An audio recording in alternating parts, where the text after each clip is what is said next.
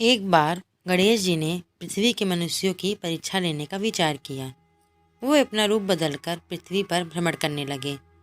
उन्होंने एक बालक का रूप धारण किया। उन्होंने एक हाथ में एक चम्मच में दूध और दूसरे हाथ में एक चुटकी चावल ले लिए और गली गली घूमने लगे।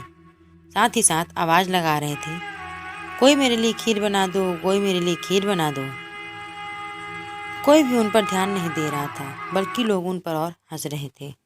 वे लगातार एक गांव के बाद दूसरे गांव चक्कर लगाते रहे थे, पर कोई खीर बनाने के लिए तैयार नहीं हुआ। सुबह से शाम हो गई, गणेश जी लगातार घूमते रहे। एक बुढ़िया थी जो शाम के वक्त अपनी झोपड़ी के बाहर बैठी हुई थी। तभी गणेश जी वहां से पुकारते हुए निकले कि कोई मेरे लिए खीर बना दो, कोई मेरे लिए खीर बना दो। बुढ़िया बहुत कोमल हृदय वाली स्त्री थी। उसने कहा, बेटा मैं तेरी खीर बना देती हूँ। गणेश जी ने कहा, माई आप अपने घर में से दूध और चावल लेने के लिए बर्तन ले आइए। बुढ़िया ने जब एक कटोरी लेकर झोपड़ी के बाहर आई तो गणेश जी ने कहा, अपने घर का सबसे बड़ा बर्तन लेकर आओ। बुढ़िया को थोड़ी झुंझलाहट तो हुई, पर उसने कहा, चलो बच्चे का मन रख ही लेती हूँ। और अंदर जाकर वह अपने घर में से सबसे बड़ा पतीला लेकर बाहर आ गई। गणेश जी ने चम्मच में से दूध पतीले में डालना शुरू किया। तब बुढ़िया आश्चर्यचकित हो गई जब उसने देखा कि दूध से पूरा पतीला भर गया है।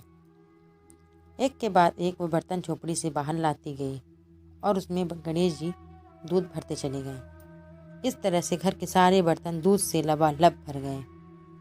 गणेश जी ने बुढ़िया से कहा, मैं स्नान करके आता हूँ, तब तक तुम खीर बनाकर रखो, मैं वापस आकर खाऊंगा। बुढ़िया ने पूछा, मैं इतनी सारी खीर का क्या करूँगी? इस बात पर गणेश जी बोले, सारे गांव को दावत दे दो। बुढ़िया ने बड़े प्यार से मन लगाकर खीर बनाई। खीर की खुशबू चारों ओर फैल गई। खीर बनाने के बाद वह हर घर में जाकर खीर खाने का न्योता दे आई।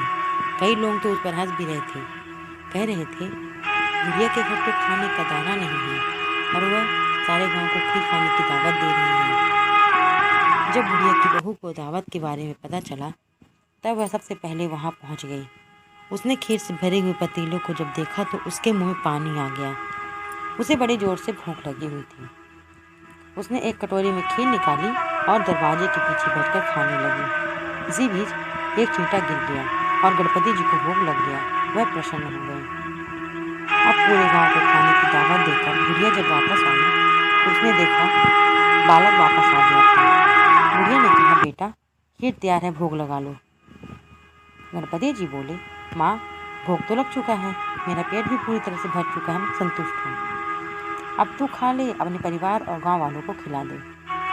बुढ़िया ने कहा, यह तो बहुत ज़्यादा है, सबका पेट भर जाएगा, इसके बाद भी यह बच जाएगी। उस बची हुई खीर का मैं क्या करूँगी? इस बात पर गणेश जी बोले, उस बची हुई खीर को रात में अपने घर के चारों कोनों में रख देना। वह बुढ़िया ने ऐसा ही किया। जब सारा गांव जी भरकर खा चुका था तब भी ढेर सारी खीर बच गई थी। उसने खीर के बर्तन को अपने घर के चारों तरफ रख दिया। सुबह उठकर उसने देखा कि पतीले में खीर के स्थान पर हीरे मोती भरे हुए हैं। वह बहुत ही ज़्यादा खुश हो गई। उसकी सारी दरिद्रता दूर हो गई। जैसी कृपा गणेश भगवान ने बुढ़िया पर की, वही सभी पर करना। जय गणेश भगवान की। अगर आपने मेरे चैनल को सब्सक्राइब नहीं किया है तो प्लीज़ लाइक सब्सक्राइब अवश्य करें।